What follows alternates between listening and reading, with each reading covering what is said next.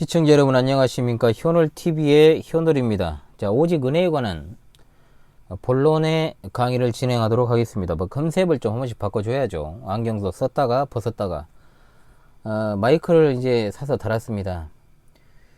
무려 29,000원 배송비까지 해가지고 31,500원을 주고 마이크를 달았는데 과연 성능이 어떨지 이 영상을 이제 들어보면 알겠죠.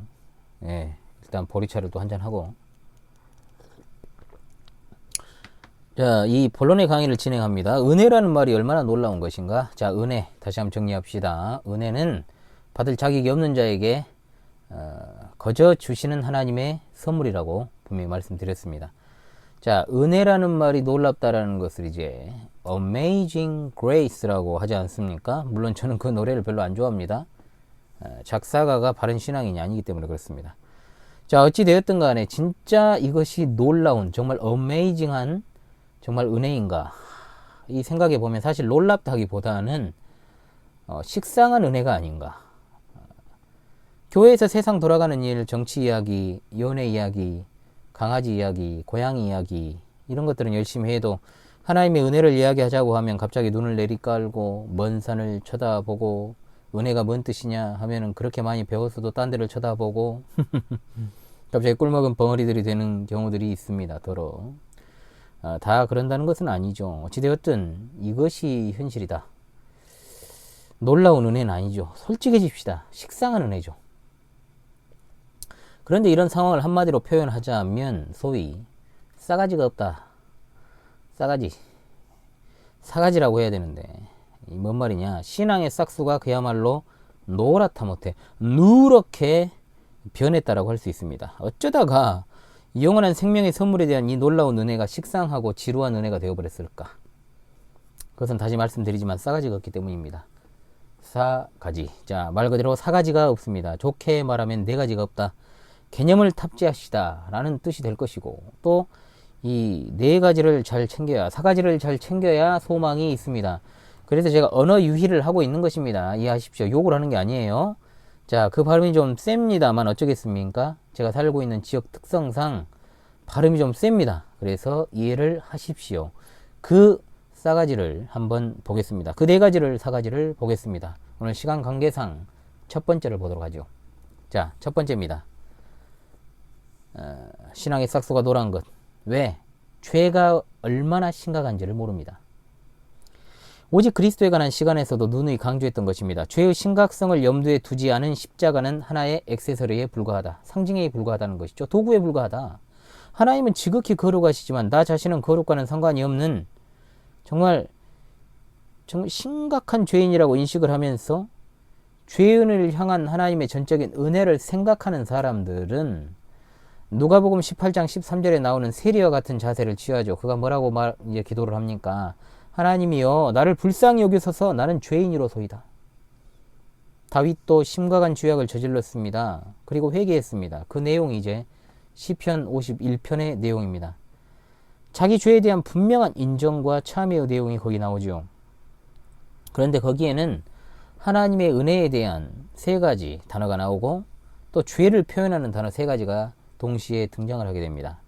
자, 하나님의 은혜에 관한 단어 세 가지는 뭐냐? 1절에 나오는 단어가 있어요. 인자와 은혜와 긍휼입니다. 자, 그 부분을 좀 펴놓고 보시면 되겠어요. 시편 51편 1절. 자, 이에 상응하는 죄에 관한 단어 세 가지는 뭐냐? 한글 개역 성경에서는 죄과 죄악, 죄로 이렇게 묘사가 되고 있는데, 죄과라고 이렇게 번역된 이 말은 본질적으로 반역죄를 가리키는 말입니다. 그러니까 주되신 하나님의 뜻을 거스르며 하나님의 명을 범하여 하나님과의 관계가 깨지는 것을 의미하죠. 올바른 주권자에게 반역을 저질렀다는 거죠. 왕이 통치하던 시절에는 왕에게, 자, 반역은 뭡니까? 이게 역적질이라고 하죠. 이제 반역죄, 역적죄라고 그러는데, 자기뿐만 아니라 자신과 관련된 삼족을 멸하게 돼 있습니다. 그렇죠? 그런데 그러니까 삼족이라 하면은 이제 친척이 있고 외척이 있고 처족까지 이제 완전 멸해버리는 거죠. 그런데 이제 절대적인 주권자인 하나님이 정하신 법을 위반했다? 그럼 더 말할 나위가 없는 거죠. 자, 둘째로 이 죄악이라고 번역된 말이 나오는데 이는 본래의 상태에서 벗어나 왜곡된 것. 한마디로 말하면 맛이 간 것입니다. 자, 맛이 간 것을 말해요. 다윗이 내가 죄악 중에 출생했다고 했을 때 그 말은 뭔 말이냐? 내가 이미 맛이 간 상태로 태어났다라는 뜻입니다. 자, 세 번째, 죄입니다. 죄는 그 자체를 말하죠. 죄라는 단어는 관역에서 벗어나다, 길을 잃고 헤매다 라는 의미의 동사에서 나온 것입니다. 하나님의 뜻에서 벗어난 모든 불순종을 가리킵니다. 가장 일반적인 의미의 죄를 포괄적으로 지적할 때 사용되는 단어입니다. 자, 과거에 활쏘기를 하면 원안에 맞추면 뭐라고 부릅니까? 관중이요! 그러죠. 원 바깥이나 관역을 벗어나면 뭐라고 외칩니까? 낙이요! 이렇게 외쳤는데 죄는 곧 뭐다? 낙입니다. 낙. 죄에 대한 많은 학자들의 정의가 있지만 이상을 종합하여 저 나름대로 정의하는 죄의 정의란 뭐냐? 하나님의 법 기준에서 벗어난 인간의 범법 행위이자 일탈이다 라고 정의를 하고 있습니다. 자, 인류가 모두 이 죄 아래 있습니다. 그런데 문제는 이것이 죄 그 자체로만 끝나버리는 것이 아니라 더 깊은 수렁으로 빠뜨린다는 거죠. 지난 시간에 로마서 3장 10절로 11절을 소개했습니다만 이 말씀을 다시 읽어보자면 의인은 없나니 하나도 없으며 깨닫는 자도 없고 하나님을 찾는 자도 없다라고 했습니다. 즉 의인이 없다는 말은 하나님 보시기에 의인이 없다는 말입니다. 사람들 사이에서는 자신들 나름의 기준으로 선한 사람, 악한 사람을 나누지만 하나님의 관점에서 악인은 의인은 하나도 없습니다. 즉 인간이 하나님을 만족시킬 만한 의로움이 전혀 없다는 것이죠. 그 다음 깨닫는 자도 없습니다. 이 깨달음은 영적인 깨달음입니다. 다시 말씀드리지만 인간은 지극히 상대적으로 살아갑니다. 상대적이죠. 남에 비해 내가 많이 배워, 내가 많이 알고, 내가 많이 경험했다고 할지라도 그것이 깨달음을 얻은 자세는 아니다. 깨달음 얻은 게 아니에요. 그 자체로. 깨닫는 자가 없다는 것은 하나님을 정확히 깨닫고 찾는 자가 없다는 뜻입니다. 인간이 가진 지혜는 하나님을 아는 것에 있어서는 비참한 수준을 넘어 그냥 백지 상태입니다. 백지. 고린도전서 1장 18절로 21절에 이것이 잘 나타나고 있고 또 2장 14절에서 바울 사도는 영적인 일들은 오로지 성령님에 의해서만 알 수 있다라고 정확히 가르칩니다. 이 말은 누구나 성경을 연구하여 지식을 많이 쌓고 기독교에 대해 가르칠 수 있는 교수가 된다고 할지라도 성령님께서 깨닫게 하시지 않으면 그런 지식을 믿을 수도 구원받지도 못한다는 말입니다. 육에 속한 자들은 하나님의 성령의 일들을 받지 않습니다. 보통 우리가 자유주의 신학이라는 말을 쓰는데 그들에게는 성령의 감동이 없으므로 단지 자유주의자일 뿐 하나님을 아는 지식을 나타내는 신학이라는 말을 그들에게 쓸 수는 없습니다. 돌 김용옥 씨가 성경에 주석을 썼다고 할지라도 그를 기독교인이라고 부를 수 없는 것과 같습니다. 하나님을 찾는 자도 없습니다. 자율종교에 속한 많은 사람들은 이것은 거부할지도 몰라요. 왜? 그들은 오늘 또 힘껏 자신들이 하나님을 찾고 있다라고 말하고 있기 때문입니다. 그러나 인간은 자신의 힘으로 하나님을 찾을 수 없습니다. 하나님이 먼저 인간을 찾아오시기 전에 인간이 아무리 찾으려고 해도 하나님을 찾을 수 없습니다.